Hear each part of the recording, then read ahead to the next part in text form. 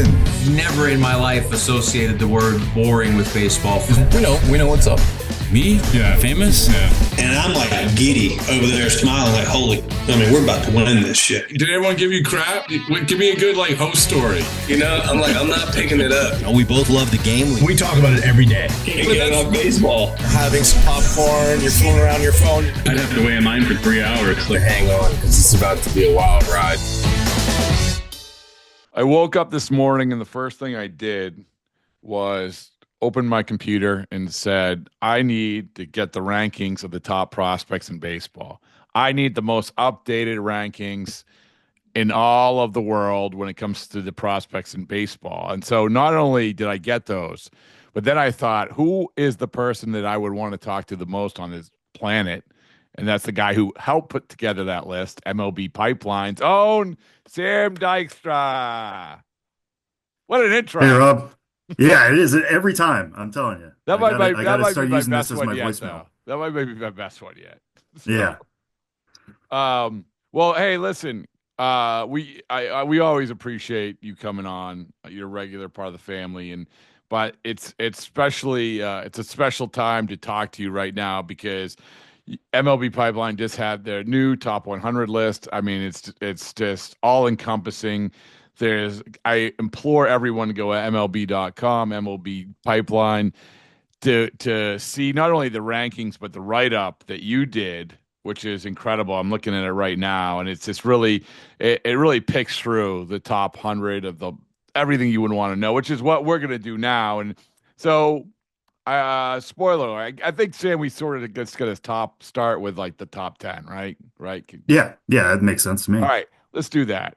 So, top 10. Top 10, Roki Sasaki, number 1, comes in out of nowhere. Boom, number 1. Welcome to the United States. Welcome to MLB. My guess is that by June he will not be a prospect, but who knows?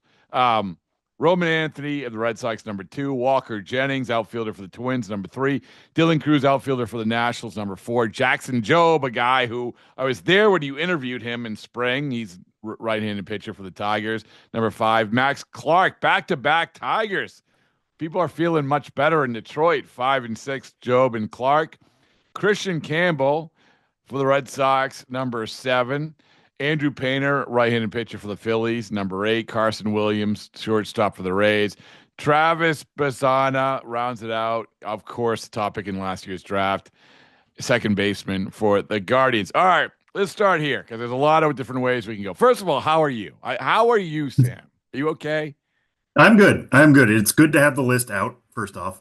And now we pivot to team top 30. So you're getting me in the kind of calm before the next storm right now, Rob. But for now, I am good. It is good to have the list Can out I here. ask It's you always good to before we chat get about into the it. meat and potatoes, what is it like in the sort of the weeks leading up to this? Is it just massive amount of phone calls and Zoom calls and emails and back and forth? And I don't know. I've never put together a top 100 prospect list before. So what's it like?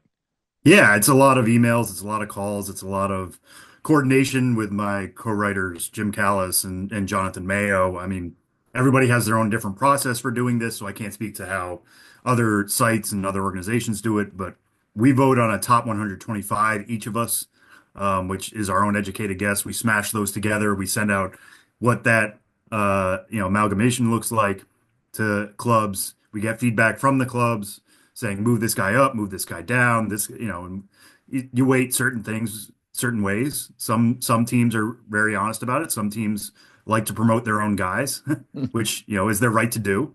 And then we try to get it to some level of consensus with our own weight on it, right? It's our list at the end of the day. It's our organization's name on it. We want it to represent who we think are the best prospects in baseball. Sometimes we get surprises from what we hear in the feedback. Sometimes we don't. And sometimes we can disregard feedback. There might be 3 yes votes and 3 down votes. And then it's, how do we take that? And it's our call at the end of the day. So it's a lot of coordination, but it's a lot of fun to put together. This year's class, there were a lot of healthy debates in a good way, I think. And one thing I want to get through to the audience's head and everybody who's ever read a prospect list, there's not some golden list out there. This is not like the Ten Commandments that somebody's going to come down off the mountain with the glorified version of the top 100, and we all get to find out who is closest to being right. We're not going to know who is closest to being right for 20 years, maybe. And some of these guys might still be playing in 20 years. Who knows? But it's all, it's all about background. It's all about what you can research, who you can find out about the most, and then we get to find out because these are prospects. There are still so many different ways this can go. Even if it's somebody like Roki Sasaki, who we all believe can be a superstar, maybe he just ends up being a number 3 starter, and that's okay because that's still a really good player. How has this changed your perspective of these prospects from maybe even the first time you were involved in this list? I mean, that's what I want to know because I'm glad you clarified that. I'm glad that you spoke to the masses, right? It's important that people understand this isn't it's science and it's not science, you know? Yeah.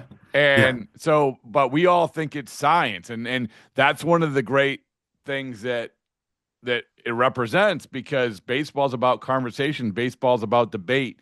And when you come to this is the ultimate conversation, the debate, because there's so much more room for interpretation, you know? So Right. I'm just curious, from what was the first year that you were involved in the list? The first time I ever worked on a top 100 was 2022. Okay. I started doing lists in 2021, but by the time I joined Pipeline, the top 100 had already been set. Yeah, so I would So I did imagine that some when team. you 2022, when you started, even then, it was, oh man, I know this. And then you may have a little bit different perspective. I don't know. Maybe you don't. No, I do, 100%. And a lot of it, and this is what I love about baseball, right, is what is being valued today is always changing. It used to be, Pete Alonso, right? We've seen that a lot. I live here in New York. I hear from Mets fans all the time of like, hey, why don't they just sign the guy? He hits 30 homers. We know there's other ways of valuing those types of players, and that trickles down to prospect coverage. If you are a first baseman who could hit 30, 35 homers, that's great, but like that used to be really valued. Now it's not, because you have to do so many other things, and the way WAR is incorporated into all this, and then also, and we can talk about this a little bit.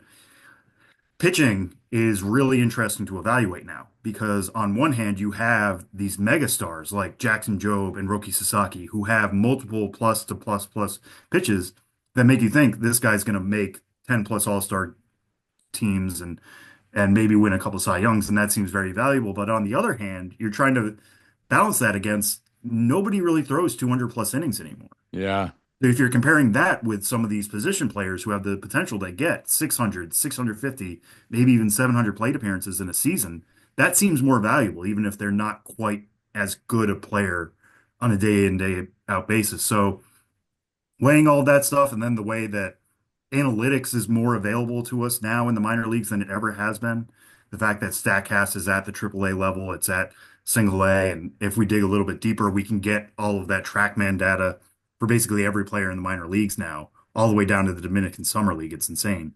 It's a lot easier to just track guys than what their triple slash line is, which is great. That's great for the game, and it also speaks to it being a lot more easier to predict who's going to be good. Well, you come back to what you're talking about of farming this out to the teams, because if you let the fans make the top 100 picks, it would look vastly different than what the teams are saying, because they have all of the information and all of the analytics that you're talking about, and they're viewing guys in a much, much different way. I would imagine some teams more than others, right? You could probably even sense that from your responses, I would imagine, of like, oh, this team is really digging deep on valuing this analytic, whereas this organization is just like, nah, he's a good player. Like he's, Yeah, no, totally. I mean, there are some organizations, you look at like the players the Rays acquired last year at the trade deadline. A lot of the pitchers that they acquired are very low arm slot guys with really good sliders. They just seem to target that over and over again. So they're going to value that more. And just to harp on the Rays even more, you look at some of the guys in their organizations, the Carson Williams, the Trey Morgans, some of the other players they acquired last year at the deadline, Homer Bush Jr., for example. They're just really good defenders because they think there's value on that side. Now they're going to promote those guys more. They're going to be like, hey, you're overlooking defense. You're looking too heavily on offense when not half the game, but like a decent part of the game is how well are you with the glove.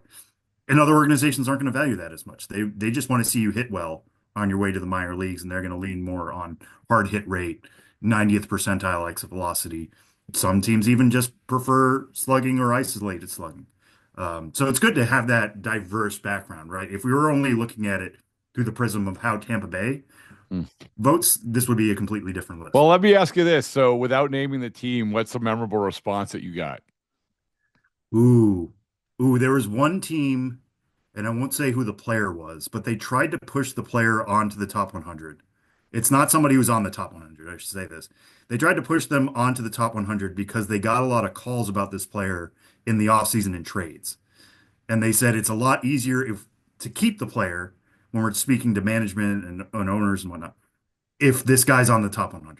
Oh my, Could that you is please do that for him? And it was very much like this was something that got entered into the sheet, so it wasn't told to me directly, but yeah. it was very much with a wink and a nod, not like, "Hey, Oh, please actually do this." I totally believe that. I totally Yeah. believe it. That's the other part of this is that we know this when Sam, when we're looking at trades, the first thing we do is say, well, where was that guy ranked in the organization?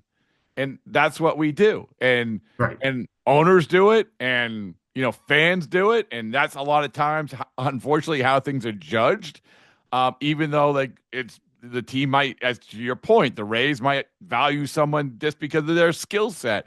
But I totally buy that. That if you could get a guy into the top 100, oh my goodness, the press release looks so much better.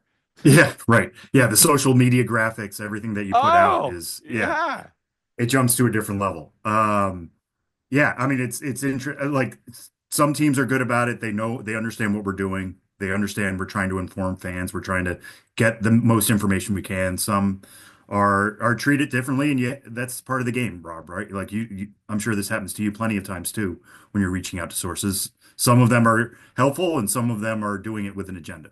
Yeah, and again, you always have to pick through that, but it's still it's a powerful thing. But being in the top 10 is a super powerful thing.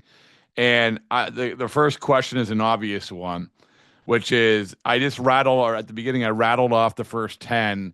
What was the toughest decision in that 10? Now I should note, and it might not be the like 10, 11, 12. It might be juggling the top. I don't know what it is.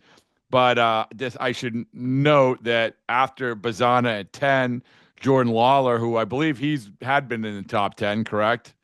Yeah, he has been in the past. Marcelo Meyer, same thing. He's number 12. He had been in the top 10. Basallo, I'm pronouncing his name correctly. Basayo, but yeah. Basayo, okay, sorry. My apologies to the Orioles. Catcher, first baseman, Kobe Mayo, you know him. And Bubba Chandler, number 15, who, as you point out in your article, had the biggest jump, right, of anybody. So is that correct? He had the biggest jump of anybody who was in the top 100 last year. Yeah. Yeah. You look at somebody like Kristian Campbell, who wasn't on the top 100 at all and is now number 7. Like that, yeah. But of guys we ranked last year, Bubba Chandler was the biggest jump from the 90s, I think, to number 15. And Bubba Chandler, a pitcher for the Pirates. All right. So in that top 10, what was some of the toughest decisions? Well, I'll pick up right where I was talking about there with Kristian Campbell. Not to put him at number 7 was a difficult call. I almost feel like that's the floor of where we could have put him, because getting some feedback from teams, some teams believed enough in him that they thought he was worthy of being number 1. And I think if he hadn't done what he did at Georgia Tech, if this wasn't like a 1-year blowout, but was a 2-year blowout, he would at least be top 5 and probably top 3, if not maybe number 1. Everything he did with the Red Sox last year was incredible. Improving his bat speed, improving his lift on contact, improving the power, still running for speed, showing off multiple positions, shortstop, second base, outfield, being pretty good across the board. Not particularly great, but like good enough that he could handle all of that. And doing so and reaching AAA in his first full year, there's a lot of markers there to really like Kristian Campbell. It's just, okay, he's done it for a year. This is a 1-year trend line. Can it continue? And we could very well look back on this and be like, he should have been number 1. The arrow was too steep on his name and whatever. But We landed on number 7. But again, if we look back on this a year from now and he wins like AL Rookie of the Year and is a superstar and is like the next coming of Mookie Betts for the Red Sox, I wouldn't be surprised either. Well, let's go through the guys who are in front of him, and I also want to clarify. When you talk about teams praising Kristian Campbell, said he potentially could be the number one prospect. This isn't just all the Red Sox, I would imagine, right? It's other teams. No. This was external clubs. Yeah. Okay. So Sasaki's obvious, right? This is Sasaki. We know about him, and as I said, I mean, he's probably going to be in the major leagues and not be a prospect for long. That aside, Sasaki aside, Anthony is a guy who was a second-round pick by the Red Sox, super athletic outfielder, and he has done nothing to dissuade anyone from rising and rising and rising. Like you said, it's been a couple of years now, right? It's been a couple of years. Walker Jennings, sort of the same way, right? I mean, Yeah, I mean, Walker Jenkins, it was his first full year last year, reached Double-A. Probably could have had an even better year, but started out the year on the IL with a hamstring injury. Took a little while to come back from that, but I mean, his hit tool is just as good as Roman Anthony. Hits from the left side. Hasn't quite shown the power that Roman Anthony has in that same way, and he hasn't reached Triple-A like Roman Anthony has, but like could equally play center field. Could be that power speed combination. Is a year behind Roman Anthony, so like maybe this time next year he's made the majors before Roman Anthony did on the same timeline. But for right now, the fact that Anthony has that Triple-A experience, and it's incredible Triple-A experience, the way he tore the cover off the ball after reaching Worcester, that gave him the edge. how much of a head start do these guys get by being taken in the draft? And they say in the top 5. I think Jenkins was a number 5 overall pick, right? Dylan Cruz was second overall, Yep. right? Yeah, Second overall. Yeah. Job, I believe was second overall, right? Correct. He was third overall in 2020. Third overall, right? Okay, in 2021. I mean, so that's my question is, obviously you have these guys where you have a guy like Roman Anthony, okay, second round pick, you have to work your way up. Kristian Campbell, fourth round pick, he has to really work his way up. But how much of an advantage it is to get a good placement on this list? I am not saying that you guys do this because they're drafted there, but it's sort of like in baseball, if you are that high a pick, you're always going to get the head start in a lot of different ways. But for you guys, how does that impact it? Yeah, I mean it's interesting, right? Like it's a chicken or the egg situation in some ways because if you are a first round pick, you're going to get a lot of attention from your organization. They're invested in you heavily. They want you to succeed. So they're going to give you a lot of avenues to success and they're going to ride you. You know, they're going to push you more aggressively, which is going to look good in rankings as well. Like Walker Jenkins making Double-A last year was because the Twins really trusted the guy. They loved the guy coming out of the draft. I think if they were picking second or third, they would have considered Walker Jenkins. But a few of these guys we've mentioned that are in our top 10 here, I mean, Jenkins, Cruz, and Clark were all from the same draft. They were all top 5 picks in 2023. Who was the number 1 pick in that draft was Paul Skeens. You know, who was number 4 was Wyatt Langford. Guys who have already reached the majors and with some success. That was one of the most loaded top 5s in recent draft history, I would wager. So the fact that these guys are still here isn't so much a reflection of their draft status. It was just like they were really, really good coming into. But they also, here's another thing, Sam. They also have less time to fail. You know what I'm saying? I don't know if that's true entirely. What do you mean by that? Well, okay, so you're talking about 2023 draft, the top 5, right? Correct? Yeah. Okay. Right. So 2023, you're drafted, you have half a year. Last year's your first full year. If you hit, and this is why, listen, I'm not saying it's wrong. This is why they're there. All I'm saying is that if a guy like, for instance, maybe a perfect example of this is a guy like Marcelo Meyer. Marcelo Meyer was 2021, 4th overall pick. And he comes up, and then he gets hurt in that year, another year after. What was the highest he made it, Marcelo? He was definitely top 10. I want to say like 7 or 8. Yeah. So it's kind of a stupid. It doesn't really matter. But when you were talking about say the 2000, all these guys from the 2023 draft, it's like, oh, boom, there it is. It's a lot of times you have guys who are just drafted, and I'm not saying you guys, but I'm just saying we look at guys who are just drafted and like, oh man, that guy has so much talent. All the guys drafted last year who are immediately placed there because they have so much talent. It doesn't. All I'm saying is that you don't. There has to be a lot of education in this, and this is what you guys do such a good job of, because it's not just. I'm sort of leading the witness here, but it's not just where they're drafted. It's not just hype. It's not just longevity or lack of longevity. It's all of this stuff, because what I'm saying is the average fan would just be like, oh my God, that guy was drafted. Like, I remember him. He's going to be awesome. I don't care if he didn't do anything like in his first full year. I mean, that's the example I'll throw out there is Jackson Jobe, who's number 5 on our list now. I mean, like I said, he was the third overall 2021, right? Yeah. in 2021, and then that first year in 2022, he had a 4.52 ERA in Lakeland, which is single A ball. But the Florida State League is extremely pitcher friendly. He was set up to have success coming out of the gate, and he didn't. And there was a lot of concern about him across the game of like, hey, the Tigers made a big risk here. You don't take high school right-handers that high in the draft. You take more sure things, or you take a position player, or you take a lefty pitcher at least. So there's a little bit difference there. But they believed in the player, and he's changed over time. He had a little bit more of a dead fastball. Then he had some velo, but now he's improved it to the point where it's got some arm side movement, and it's also got good rise on it. It's like an 80 grade pitch now, or close to it anyways. He's added a cutter. He's changed his game over time. So even those top picks, I think they have a little bit of time to fail. He dropped out of our top 100 at one point. Did he really? And then added his Did way he back. really? Yes. Wow. Because there was that enough concern about him in that first year, and he still hasn't thrown more than 100 innings in a season. So like, he may not be the most durable guy. It hasn't been arm stuff or elbow stuff yet, thankfully. Knock on wood for him. But there are reasons to go against Jackson Jobe. But like the really, really talented ones, and I'll throw in Paul Skeens on this too, who was number 3 on our list last year. They adjust extremely well. That's the big Paul thing. Skeens was not throwing that splinker, coming out of the draft, and he added that and then went all world.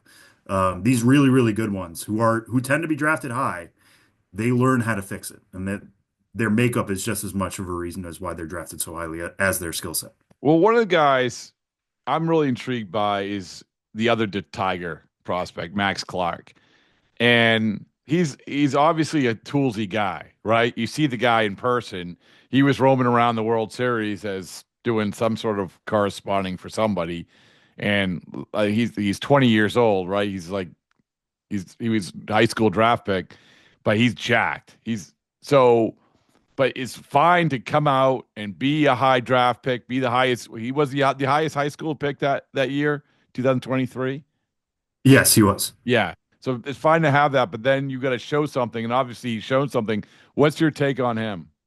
Yeah, he might be one of the more divisive guys who I think is like a universal top 35 prospect. I know there's some differing opinions on him out there. The way we look at him is he's somebody who makes a lot of contact. He's got a swing that is designed to make contact in the zone. He's got a pretty good approach already. He's a plus runner.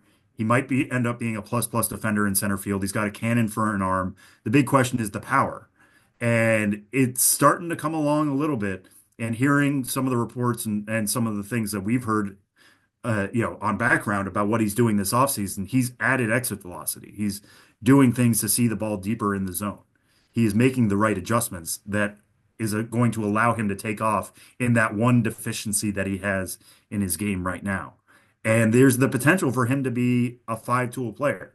Now, if the power just ends up being average and he's like a 15 homer guy who hits 280 with stellar defense, that's exceptionally valuable. I think he has a ceiling of somebody like a Corbin Carroll. Okay. Carroll showed more power. Pretty good. That's pretty good. Yeah, but if you could tell me like a guy who's 20, he just turned 20 last month in December. If you told me he could be Corbin Carroll, yeah, we're going to rank him pretty highly based on that.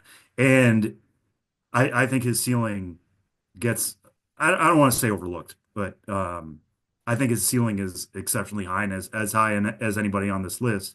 And if like Roman Anthony could take Max Clark's defense and his speed, he would be number one on this list, but he doesn't have that. Max Clark does.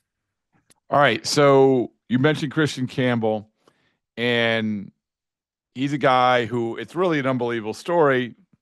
Fourth round pick, Georgia Tech, good player.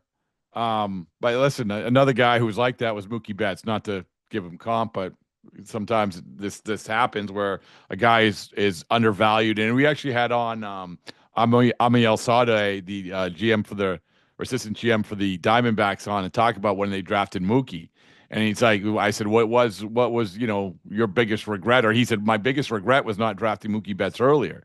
Like I felt like I should have, but you have to be convicted and like, this is small guy, 160 pounds and everything else. So probably the same thing with Kristian Campbell. There was holes at Georgia Tech and he figured that out.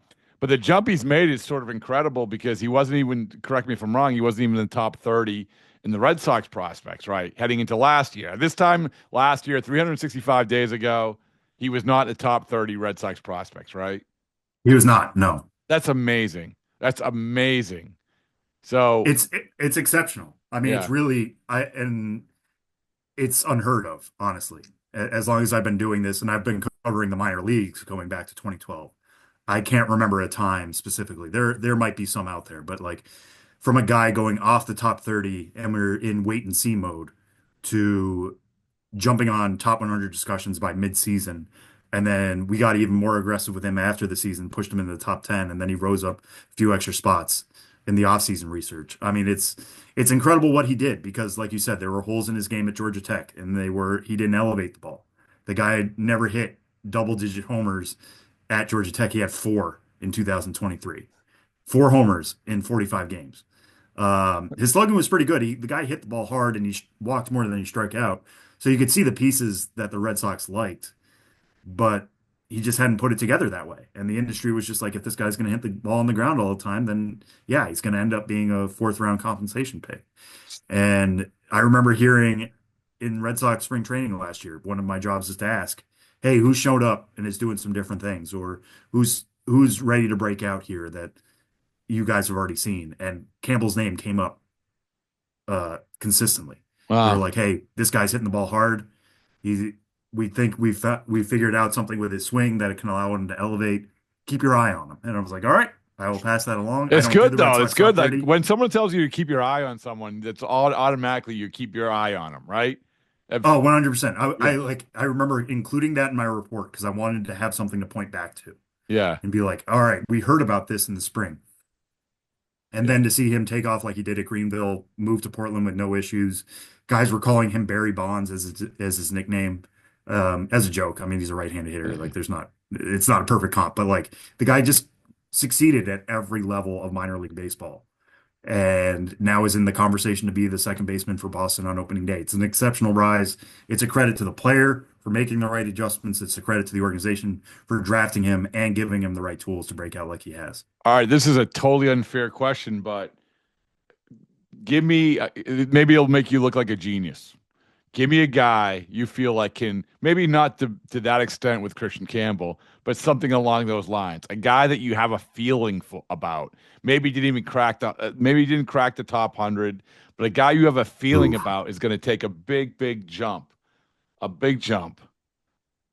Well, I'll go with this is a guy on the top 100, but everybody who's followed me for a while will know that I have a love for this guy. And the hot take I will give you is that I think he could be number 1 in the game by this time next year, and he's our youngest player on the list. It's Jesus Made of the Milwaukee Brewers. Okay. Now, we put him at number 56, and that's because he has only played in the Dominican Summer League, which normally, like I was saying earlier, like the Dominican Summer League, usually take everything with a grain of salt. It's these guys who are 16, 17, 18 who are playing in that league. It's in many ways like a glorified high school league for international signees. But because we have more access now, where teams are more willing to share the advanced data behind the numbers, guys who signed for $950,000 like Jesus Made did, And all of a sudden they put up pretty good numbers. He walked more than he struck out. He hit a couple homers. He stole bases. You're like, all right, this guy's intriguing. And it's like, no, no, no. He's more than intriguing. He's doing things now that major leaguers are doing. His 90th percentile exit velocity was right in the neighborhood of Jazz Chisholm Jr. and Jose Ramirez right now. And he's 17 years old. He plays shortstop. They believe he can stick there. They might move him to third base. He got a little bit of extra time there. We'll see how it goes, but it's a good arm. He's a switch hitter. When you watch him hit, it's like watching a spring uncoil. The guy is just so well set up to pounce on pitches in the zone. He doesn't chase often either. That's another thing. Like the strike zone discipline is incredibly good already. All the pieces are there for Jesus Made, but it's again, it's the Dominican Summer League. It's a shorter league. He hasn't really faced advanced pitching yet, but all the metrics are there for him to be an absolute superstar. And he's in the Milwaukee Brewers organization, so I talk to people with the Brewers, and they acknowledge like, hey, he's going to get some comps to Jackson Chourio. Jackson Chourio was another guy who did well in the Dominican Summer League. We pushed him to single A, skipped him over the Arizona complex, and off he went from there. Jesus Made is not only on that track, he might get to Carolina single A ball quicker than Chourio did, and he might be even more physical than Chourio is at the same age. Chourio is probably more athletic. He's a little bit quicker. He was stringier. He had more ability to add power, but Made is checking all the boxes right now. So I want to thank you for your service because you just made a lot of people a lot smarter, or at least seem a lot smarter. Because just like we talked about, you give somebody a name like that, they're gonna follow it. I'm gonna follow Jesus Made all year long, for better or for worse. Every morning I'm gonna wake up and I'm gonna have him on my notifications. But I'm just, in all sincerity, like, that is what you just said is exactly why this is so awesome, because we have the opportunity to get ahead of the curve when it comes to this stuff. And another piece of what you said that is so important, so many people right now, for the first time, when they're reading your article, are saying to their friend, hey, I read about that guy Jesus Made. Right? You know they are. I read about that guy Jesus Made. That's it. So there's so many people who have reached out and they're just be like, wait, how do you pronounce his name? It's like, no, he's signed internationally. His name is Jesus Made. Jesus Made is an incredible name if that was his name. And I'm sure there will be shirts made in the greater Milwaukee area and maybe all over Wisconsin 2-3 years from now. But it is Jesus Made. It's almost a disappointment that his name isn't Jesus Made, right? Yes. Jesus Made ... A really, really good baseball player. Anyway, so some of the guys we talk about recency, and some of the guys from last year's draft, that's a tough one, right? We talk about these guys and some of them, Cam Smith, had a great introduction to professional baseball. But it's only a few months. It's just the introduction. But who are some of the guys that were tough decisions for you from last year, especially the top tier of the guys who were drafted? Yeah. Well, Travis Bazzana, who we put at number 10, was last year's number 1 overall pick. Now, we're not slotting these guys just according to draft status. It's all about who we believe they are as prospects. And as you know, Rob, a lot more decisions go into where a guy gets picked than just who is the best talent. Sometimes it's signability. Sometimes it's like willingness to sign for a certain amount and take out of the pool. So that's something to just keep in mind here. But Bazzana was somebody who continually got pushed onto our list. Like we already had him probably in the mid-teens, I think. And teams were like, no, this guy can really hit. And there's not really many holes in his game. He plays a decent second base.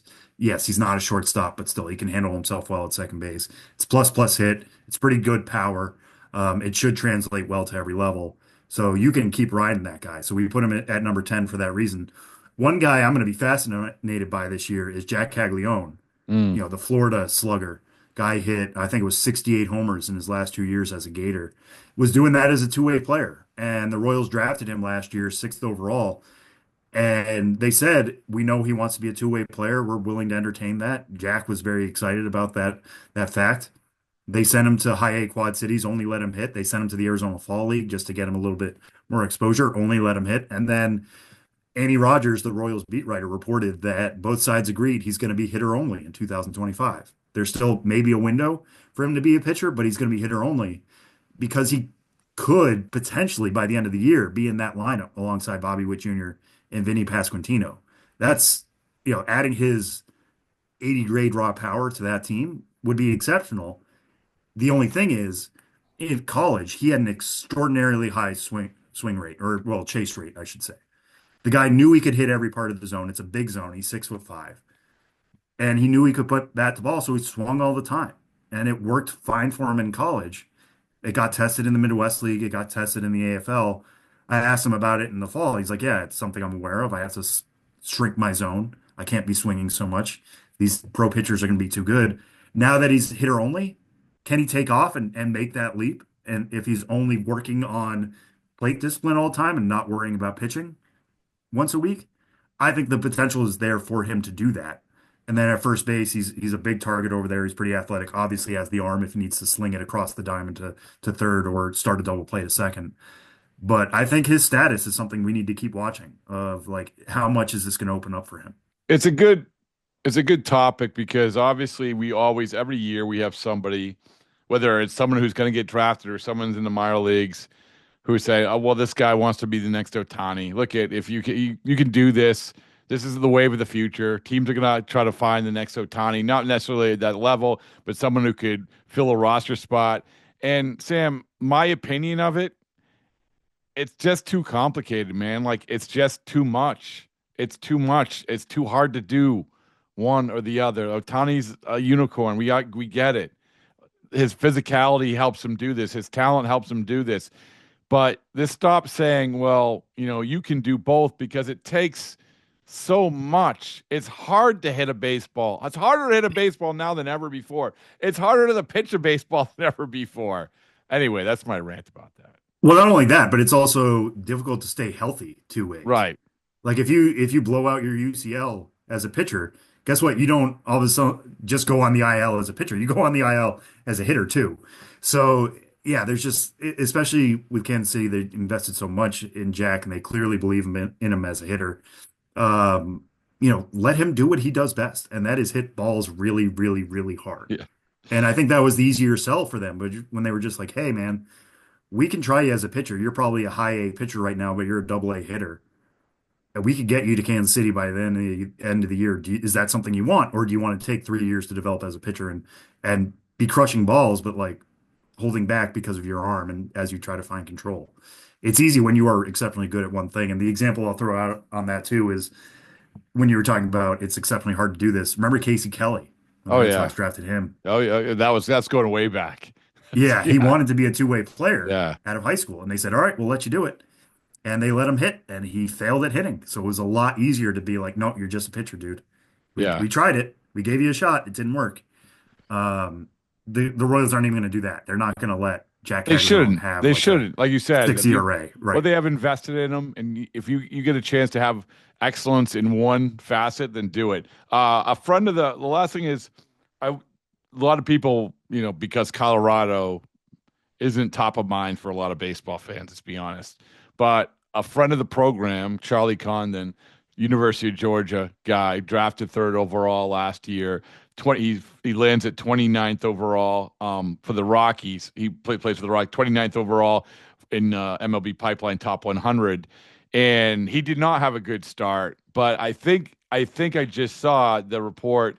The GM just came out saying that he was battling with an injury, which is another thing that it's hard to gauge, right? I mean, it's hard to if especially in that short sample size, if a guy isn't producing and you don't know that he's dealing with an injury, like go back to Marcelo Meyer. I remember when he was falling off the cliff a couple of years, or not this past year, a year before, and like what's happened to him. And it turns out he was dealing with this thing for months. So anyway, Charlie Condon, he's also a unique guy because he is just a big power hitter, just a big power hitter. Right. I mean, he might have been a more effective power hitter last year than Jack Caglione was. But yeah, I mean, I want to credit Jonathan Mayo and Thomas Harding, who's the Rockies beat writer for MLB.com, who kind of combined on this report that was included in our write-up it seems like Charlie Condon was dealing with a hand injury when he signed and was starting out the year at the High A Northwest League. And then when he was recovered from that, was trying to press too much to make up for a rough start. And then not only is it physical, but it's also mental. So we have a much bigger sample of who he was at Georgia. We're leaning on that a little bit to put him where we did. But he's one of the guys who, when we were eliciting feedback, teams were kind of scared about a little bit. Normally, you kind of just throw out first pro season stuff a little bit because it's, these guys are tired. They've gone through a long, full college season or high school season. Anything they do in pros is just bonus.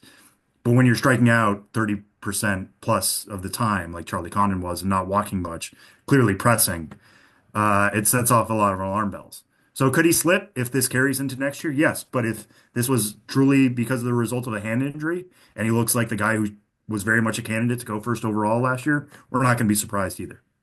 I'm going to get a Jesus Made shirt. That's my takeaway. I think those things would sell like Oh my flapjacks goodness! in I just got Milwaukee. a. This has nothing to do with anything.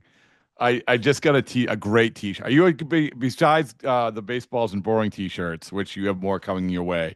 I'm going to hand deliver to you in spring training. Look forward to that. Are you a big T-shirt buyer?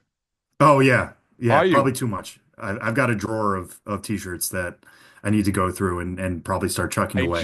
So I'm not usually because I just rely on getting T-shirts for free, but one popped up and I said I got to have this. It's the Hoosiers, the move from the movie Hoosiers. So those colors, it said I'll make it. At the end of the movie, okay. I'll Yeah, make yeah, it. Jimmy Chitwood, I'll make it. I like, come on, how do you not? So I bought it. I bought a T-shirt. That's all I wanted to say. So, but like I said, we have many, many, many, many, many baseballs and boring T-shirts coming your way. When do you go to spring training? I will be there early March. I think I am flying out March 2nd, and then I will be there probably until March 17th. Spring breakout. Florida, right? Roman, Florida. I will be all over Florida. Okay. Where's your first stop? My first stop, I believe, is with the Tigers, which is an exceptional place to start. Lakeland's a little bit on an island out there, as you know, in the middle of Florida.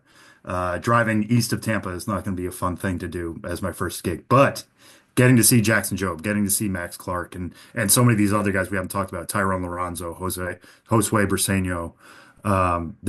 It's a really interesting system with the Tigers right now, so I'm happy I get to start there. Because I know that I saw you the day that I was up in Lakeland. You were interviewing Jackson Jobe. Did we eat together the media dining, which consists of hot dogs and hamburgers? We might have. I mean, there's nowhere to escape in that press box. I hope that we didn't because I got food poisoning from the Tigers media dining that day. Oh no. I did not make it. I could not make the drive all the way back to Fort Myers. I made it through the broadcast. Oh, I remember that story. Yeah, you did tell me. Yeah. So sorry.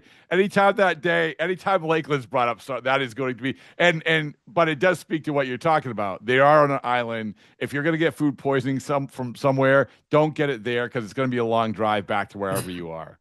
Yeah. I-4 is not fun to drive on in any circumstances. No, with or without food poisoning. Right. Hey, but in all sincerity, awesome job, you and your colleagues. It's so awesome. It's so great what you do, and a lot of fun too. I mean, this comes out, and all right. I mean, I could talk to you for 4 hours about this stuff. It's just awesome, and I love it. We were talking about before. So you talk to any prospect on this list because that's what we do, right? Oh, hey, you're on the blah blah blah. And they just downplay it. Well, it's nice, but I don't pay attention. They all pay attention to it. Yeah, they all pay attention to it. Yeah, we've heard from enough agents of like, hey, why isn't this guy ranked higher to know that they're paying attention? Yeah, that's probably another thing, right? Do you get a lot of heat from the agents?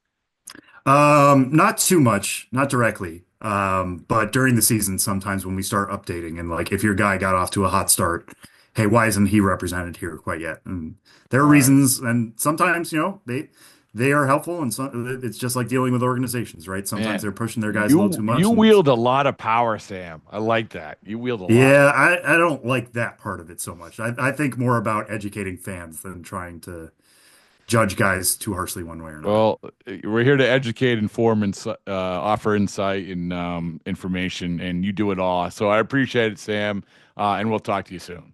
Yeah, thanks so much, Rob.